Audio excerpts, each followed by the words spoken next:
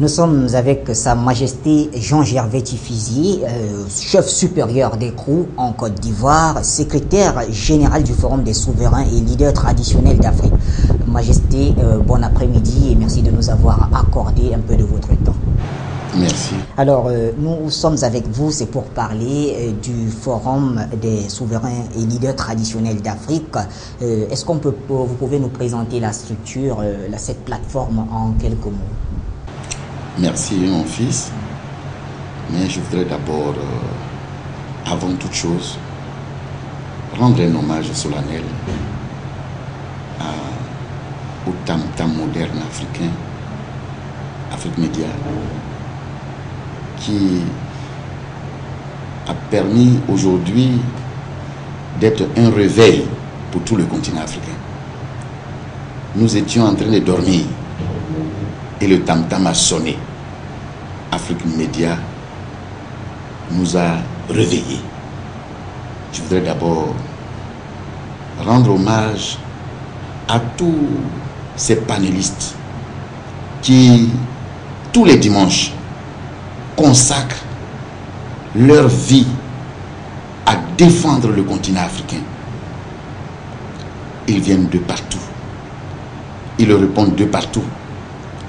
L'Afrique désormais a une mémoire. L'Afrique désormais se parle. L'on peut parler grâce à Afrique Média. C'est vrai, on parle d'une télévision panafricaine. Moi, je dirais que c'est le tam-tam du continent africain. Et c'est en cela que je voudrais lancer un appel d'abord à tous les chefs d'État africains de prendre conscience par rapport à toutes ces situations que nous avons vécues. Nous avons, je ne voudrais pas donner des noms, mais je voudrais dire que Afrique Média est venue occuper un vide. Des journaux, des télévisions, des chaînes de télévision ont apparu en Afrique et toutes ces chaînes de télévision n'ont fait que enterrer l'Afrique. Beaucoup ont travaillé pour la déstabilisation de nos chefs d'État. Beaucoup ont travaillé pour préparer l'esprit pour le pillage de nos matières premières. Beaucoup sont venus pour s'attaquer à nos autres personnalités africaines. C'est pour cela que, avant toute chose, je voudrais rendre un hommage à cette chaîne de télévision. Vive l'Afrique Média, le tam-tam africain, pour que l'Afrique, d'ici 7 ans, puisse être au rendez-vous du millénaire avec les autres, mais dans une coopération gagnant-gagnant. Merci. Majesté, après cette brillante présentation de ce que vous appelez le tam-tam africain qui est Afrique Média, parlons donc du Forum des souverains et chefs et leaders traditionnels d'Afrique. Merci mon fils. Aujourd'hui, c'est une grande satisfaction. Il faut dire que hier, notre institution, beaucoup de rois boudaient notre institution. Il faut se dire la vérité. Parce que, dirait un grand homme africain, vous êtes mal né. Mais ce jour-là même, j'avais dit à cette autorité politique importante de ce continent qu'un enfant qui naît mal, quand il devient ministre, il oublie qu'il était mal né.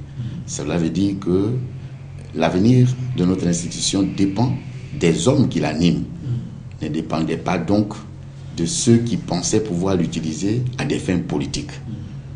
Notre institution se porte très bien. Le sommet à Malabo a été un grand succès. Et aujourd'hui, je suis en train de traverser encore l'Afrique. Mais avant de continuer ce parcours, j'ai commencé par le Cameroun. Pourquoi le Cameroun? Justement, c'était la question. Le Cameroun, un grand homme, un grand visage, s'est déplacé. Vous savez, le roi ne se déplace pas. Le roi envoie des émissaires. Mais nous avons vu le sultan de Bamoun se déplacer pour venir au sommet des leaders traditionnels du continent africain à Malabo. Ça a été pour nous une grande joie. Et en retour, il faut venir lui faire les civilités avant de commencer toute chose. C'est pour cela que je suis venu pour prendre des conseils auprès de lui en vue de corriger s'il y en a ou d'avancer si j'étais sur le bon chemin. Ce qui a été fait. Et vraiment, je voudrais dire que aujourd'hui, tous les rois du continent sont conscients. Ils ont compris. Nous avons aujourd'hui la majorité de toute la royauté africaine qui demande de donner des textes à l'institution. Des textes qui peuvent créer les comment on appelle les limites de fonction ou d'adhésion ou pour éviter le cafouillage. Nous allons nous retrouver bientôt pour préparer les textes, pour améliorer les textes et faire de notre institution un organe consultatif pour toutes les républiques du continent africain. Dans l'actualité du forum, on parle de la création des commissions. Effectivement, mais toutes ces commissions doivent passer devant le Conseil des sages. Les commissions ont été créées. Et le Conseil des sages va se réunir bientôt pour donner son avis. Parce que ce que nous ne souhaitons pas, c'est de faire des choses comme si on était en train d'imposer ce que nous voulons aux leaders traditionnels du continent africain. Il faut l'avis de tout le monde. Un consensus. Un consensus. Pour que nous puissions travailler pour l'intérêt du continent africain, pas pour l'intérêt d'un individu.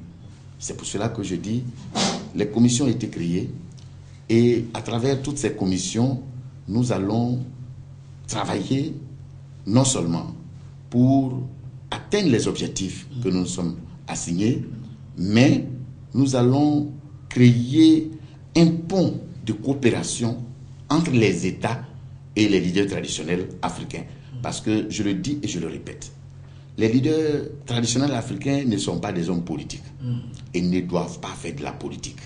Et c'est en cela que, en ce moment précis de mon entretien, je voudrais lancer en tout cas un hommage au président de la République du Cameroun pour dire que c'est une fierté pour nous de voir des leaders traditionnels cooptés au Sénat, de voir dans d'autres pays, même en RDC, même au Mali, ils sont cooptés au Parlement, en Sierra Leone, et nous allons faire de ça une école pour que l'Afrique puisse se baser sur sa propre culture pour avancer. Et je dis, c'est très important, l'action menée au Cameroun est très importante parce que après le sommet de Malabo, nous avons compris, une semaine après, le décret a été signé au Cameroun pour les rémunérations de toute la chèvrerie traditionnelle du Cameroun. C'est une victoire. Alors, Majesté, nous avançons petit à petit et cette fois-ci, vous avez évoqué la Guinée équatoriale tout à l'heure où le thème du forum, le forum qui a eu du côté de Malabo, donc concernait la prévention et les solutions des conflits sur le continent. Et les conflits, justement, il y en a, comme vous le savez, déjà en République centrafricaine qui est toute proche du Cameroun et de la Guinée équatoriale. Vous, quelle lecture vous faites de cette crise en République centrafricaine? Vous savez, le colon ne cesse pas. On dit que le chien n'a jamais cessé de manger le déchet. C'est une manipulation politique. Vous savez, la richesse qu'il y a dans ce pays, il faut que les gens arrêtent ça. L'Afrique, aujourd'hui, nous avons amené nos enfants à l'école. Ils peuvent nous aider à transformer nos matières premières. Mais qu'on nous laisse le temps de travailler. Il ne faut pas venir créer des guerres inutiles, venir soutenir quand tu veux, parce que tu es content, envoyer une intervention quand ça ne t'arrange pas. Bon, je veux comprendre. Que veut la France? Que veut la France par rapport à ce pays? Parce que quand le président Bozizé a eu des problèmes, ils ont refusé d'intervenir. Subitement après, ils sont sur le terrain. Ils occupent l'aéroport. Mais allez-y comprendre quelque chose. Qu'est-ce qu'il y a? Je voudrais demander à la France que ce sont nos partenaires. Ce sont nos partenaires. Mais il faut qu'on s'asseye et arrêter des normes de coopération. Parce que c'est vrai, ce que Dieu a donné peut nourrir tout le monde. Donc, quel que soit ce que nous avons, nous ne leur demandons pas de ne pas venir travailler avec nous. Mais il faut venir travailler avec nous intelligemment et ne pas détruire le peu que nous avons. Voyez cette masse humaine qui est en train de mourir à cause d'un intérêt d'un pays. Je leur demande pardon de libérer ce pays. Sinon... Alors, Majesté, toujours parlant de la République centrafricaine, vous aviez annoncé une commission en Centrafrique pour rencontrer les différents acteurs de la crise. Qu'en est-il aujourd'hui? Merci. Nous avons présentement des émissaires en Centrafrique. Mais vous savez, nous ne parlons pas, surtout quand nous sommes en train de régler des litiges et nous n'avons pas envie de faire de la publicité. Et je pense que j'aurai le retour de ces émissaires quand je pars d'ici. Et à partir de là, nous allons évaluer et prendre des dispositions. Pendant mon séjour ici, j'en ai échangé aussi avec le sultan de Bamoun. Et je lui ai dit qu'il faut qu'il vienne nous aider pour que nous puissions mener une stratégie pour éteindre le feu. Donc nous sommes en train de travailler et je suis en train de solliciter des grands visages sur le continent pour pouvoir nous aider à éteindre le feu en Centrafrique. Alors, au niveau de votre démarche, avez-vous le sentiment d'être écouté? Je veux dire, vos propositions sont-elles prises en considération par les dirigeants politiques? Il faut dire que les choses avancent très bien en Afrique aujourd'hui. C'est vrai qu'il y a de cela 6 ans, on était presque appelés des suiveurs, mais aujourd'hui, ce n'est plus la même chose. Tout ce que nous disons est pris en compte dans tous les pays africains. Je constate qu'il y a vraiment de l'évolution et c'est pour cela que quelque chose m'a paru bizarre. Parce que je suis venu au Cameroun, le gouvernement m'a mis la sécurité, mais je n'étais pas au courant. C'est hier que j'ai découvert qu'il y avait des policiers qui avaient la sécurité et tout ça. C'est pour dire qu'ils savent notre place. Et ça, c'est très important. Et nous jouons un rôle, mais peut-être silencieux. Et à ce niveau-là, moi, je dis que s'il continue sur cette voie, l'Afrique sera libérée. Une coopération avec les leaders traditionnels pour aider l'Afrique à avancer. C'est ça qu'il faut. Parce que, quelque part, même dans la tradition, mes enfants, certaines choses ne sont pas bonnes. Il faut enlever ce qui n'est pas bon et prendre... Parce que nous allons dans la mondialisation. Donc, ça veut dire que pour aller aujourd'hui au carrefour de la mondialisation, il faut venir avec ce qui peut accrocher tout le monde. On sait bien que la Chine s'est enfermée et pendant 30 ans pour arriver au niveau où ils sont aujourd'hui. Mais c'est le moment que l'Afrique ferme un peu pendant 7 ans pour que nous puissions aussi, nous, répondre au rendez-vous de demain. Donc, c'est... Merci. Majesté, vous avez évoqué plusieurs fois le Cameroun et cela m'est revenu à l'esprit que depuis quelque temps, ce que les Camerounais entendaient ailleurs, c'est-à-dire les enlèvements, les enlèvements des étrangers, des personnes étrangères, je vais parler des Français, les Occidentaux, se multiplient un peu partout, y compris au Cameroun, et c'est même d'ailleurs au Cameroun que le dernier enlèvement en date a été opéré à l'extrême nord. Au niveau des chefferies traditionnelles, avez-vous des solutions? Comment est-ce qu'il faut faire pour lutter contre ce genre de choses? Merci. Il faut, mon fils, merci. Il faut dire à tous ceux qui viennent sur notre continent de savoir que chaque terre a un propriétaire. On ne peut pas venir dans un village, aller faire les civilités chez le roi ou chez le chef et être menacé. Mais quand on vient sur le territoire et qu'on pense qu'on est... Parce qu'on est... on peut marcher sur la tête même sur le territoire quand on veut, mais on a des problèmes.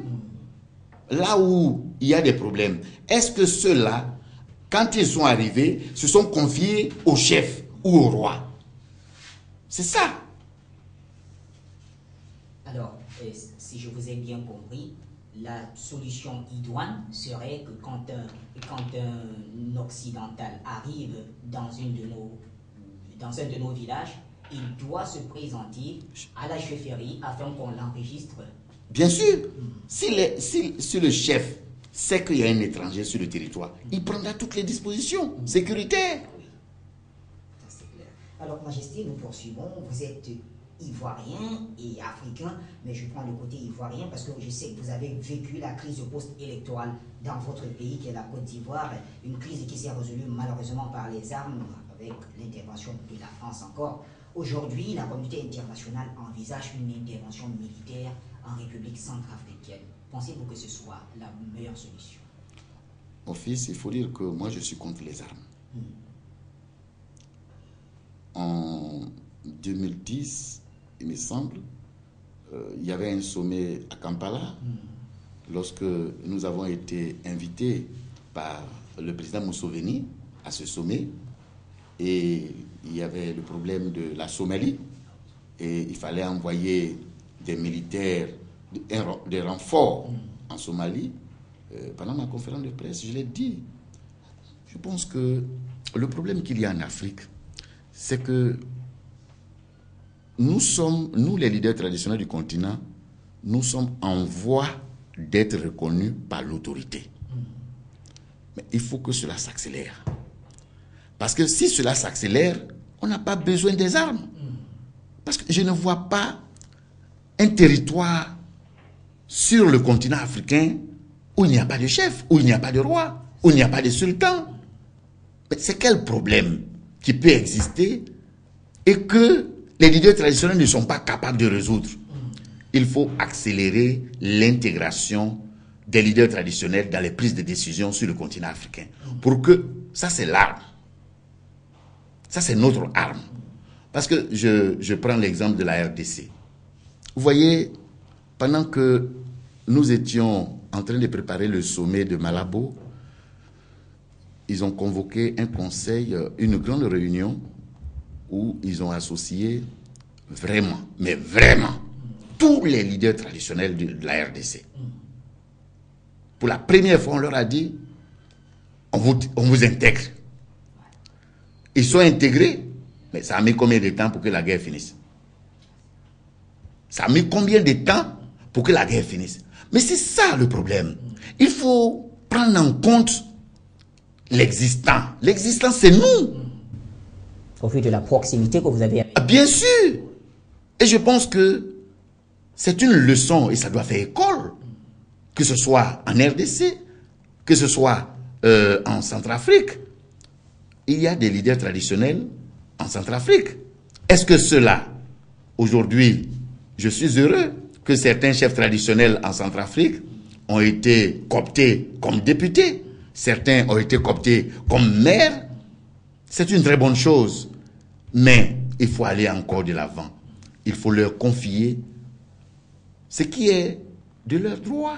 Parce que c'est le travail du chef tous les jours. Vous voyez, dans le royaume ou dans la chefferie, même, excusez-moi du terme, la femme a refusé d'aller avec son mari, mais le mari vient se plaindre chez le chef qu'il y a un problème. Mais c'est-à-dire, le problème le plus difficile, c'est celui-là. Parce que quand même, il y va de la personnalité de l'homme. Mais ça vient chez le chef. Mais c'est quel problème qu'on ne peut pas résoudre? Je peux vous donner un exemple sur la Côte d'Ivoire. Parce que vous avez parlé de la Côte d'Ivoire. La Côte d'Ivoire, en 2006, il y a eu un débat sur la première chaîne où nous avons été associés par un journaliste ivoirien, Thomas Bainchi. On dit qu'il faut qu'on apporte nos propositions pour la sortie des crises. Et ce que les gens oublient, c'est cette émission-là qui a sauvé la Côte d'Ivoire. Elle a permis d'aller au dialogue au Burkina. Est-ce que vous comprenez? Bon. Et après, vous savez, ça fait partie de l'homme, l'ingratitude. Ne pas reconnaître le mérite des autres.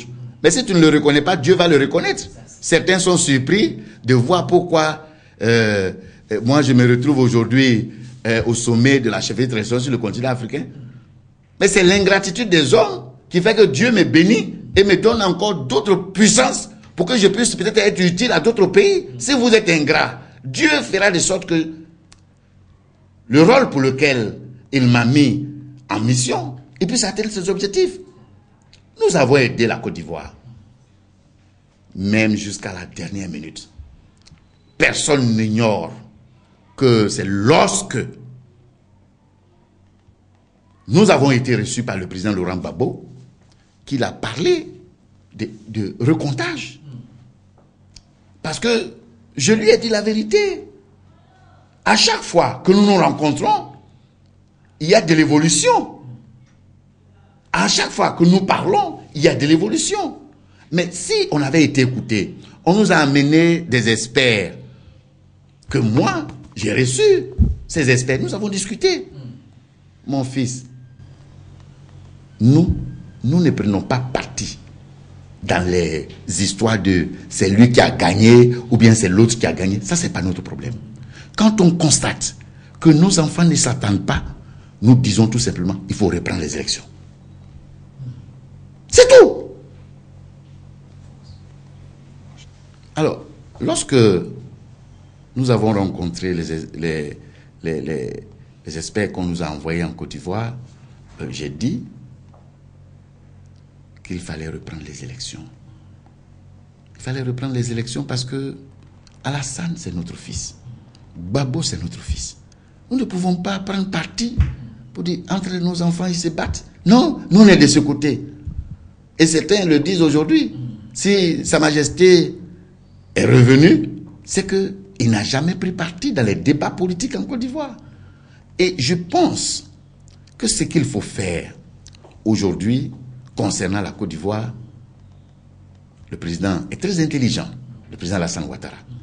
Je suis sûr qu'il fera des sortes à libérer Gbagbo. Je suis sûr qu'il fera des sortes à libérer tous les prisonniers, au moins 1 an ou 2 ans avant les élections. Et pour moi, en Côte d'Ivoire aujourd'hui, il faut dire aux Ivoiriens que tous ceux qui sont la maladie, c'est-à-dire ceux qui font qu'il y a des problèmes, il faut qu'ils se retirent de la politique de la Côte d'Ivoire. Que ce soit Gbagbo, que ce soit Alassane, que ce soit Bédié, tous ces gens, il faut qu'ils se retirent. Il faut de nouvelles personnes. Parce que pour une personne, on ne peut pas détruire une nation. C'est pas possible. Pour des intérêts personnels, on ne peut pas détruire l'avenir de toute une génération. Il faut que chacun fasse le sacrifice pour l'intérêt de la République de la Côte d'Ivoire.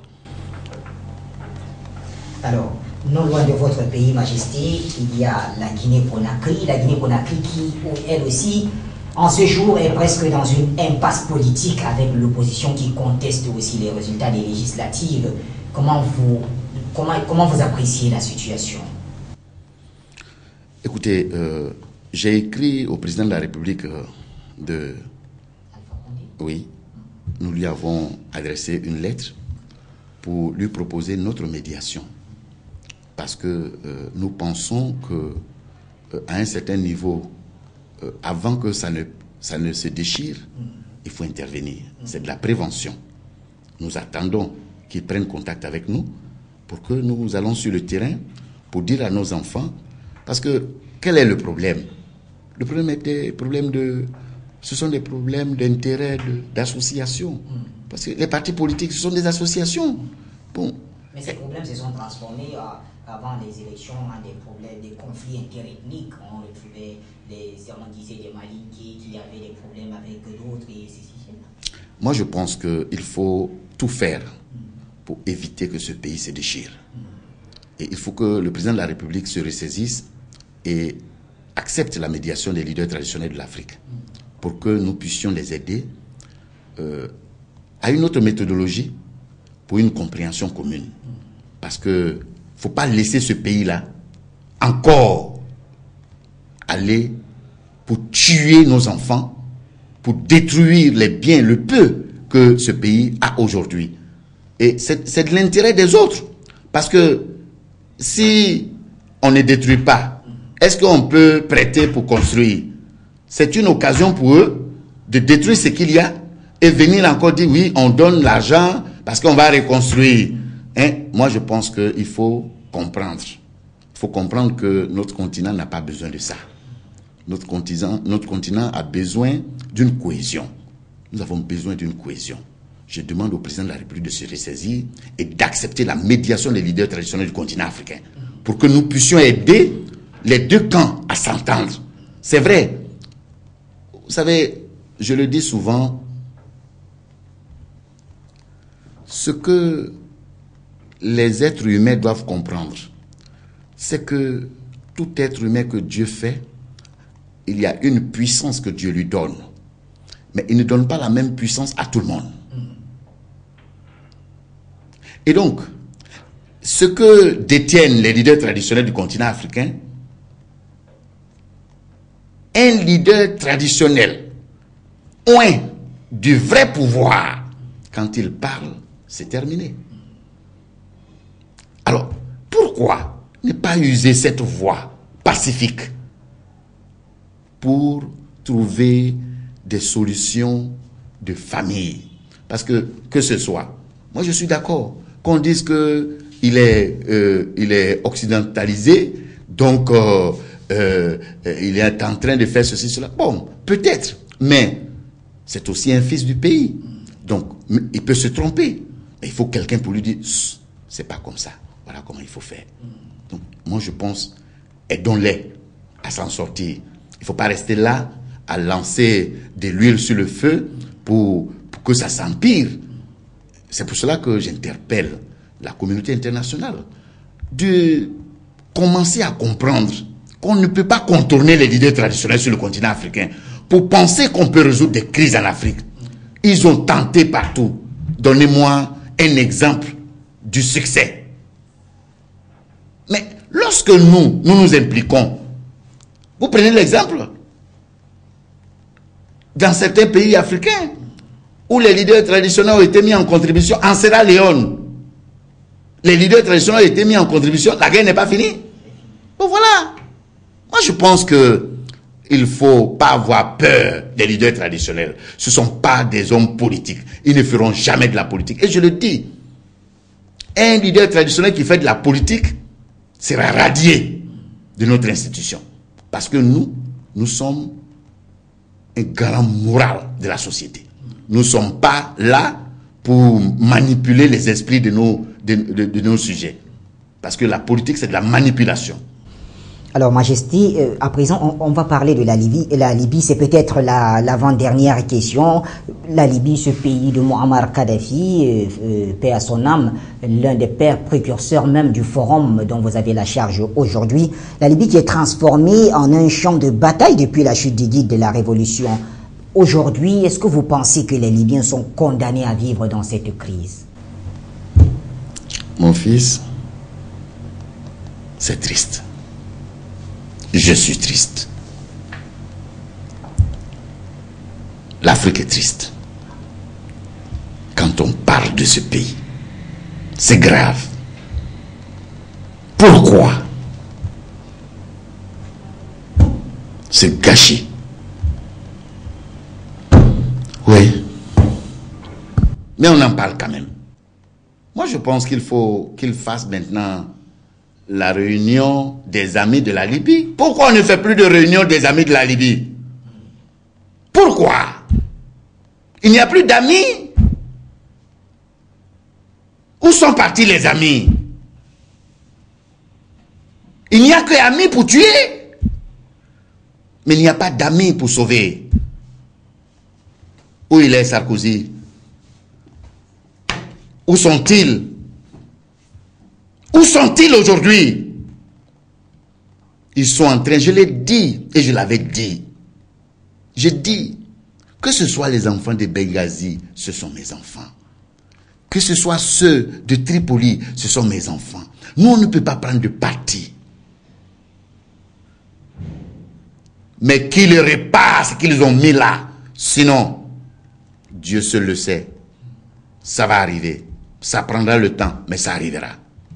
Alors, Majesté, au moment de sortir de cet entretien, qu'est-ce qu'on peut vous souhaiter avec cette lourde charge que vous avez au niveau du Forum des souverains et leaders traditionnels d'Afrique? Mon fils, je pense que les Blancs n'ont plus foi en Dieu. Dieu est resté en Afrique. Récupérons-le, restons avec lui constamment pour qu'il sauve notre continent. Parce que on est venu avec la Bible pour nous coloniser. On est venu, on tuait même des gens parce qu'on disait que les rois étaient des sorciers. Beaucoup ont été tués. Mais aujourd'hui, tous les actes qu'ils posent, ça n'a pas de relation avec la Bible ni le Coran. Tout ce qu'on peut souhaiter, c'est que Dieu fasse que la vision que nous avons présentée au sommet de Malabo devienne une réalité. C'est-à-dire que chaque leader traditionnel puisse avoir son autonomie financière pour qu'il y ait un jour une vraie démocratie en Afrique. Parce que je le dis et je le répète, un leader traditionnel pauvre, il est dangereux pour sa société. Parce qu'il peut être manipulé. Et c'est cela, comment faire pour que chaque chef, chaque roi soit autonome pour être un vrai repère sur le continent africain. Qu'il puisse dire dans sa société qu'un homme ne va pas avec un homme. Qu'il puisse dire dans sa société qu'un enfant ne met pas des habits jusqu'à sur les fesses. Gens appelés Guantanamo. On imite même en Afrique désormais les prisonniers. Que Dieu nous épargne de tous ces mauvais esprits qui sont en train d'envahir notre continent.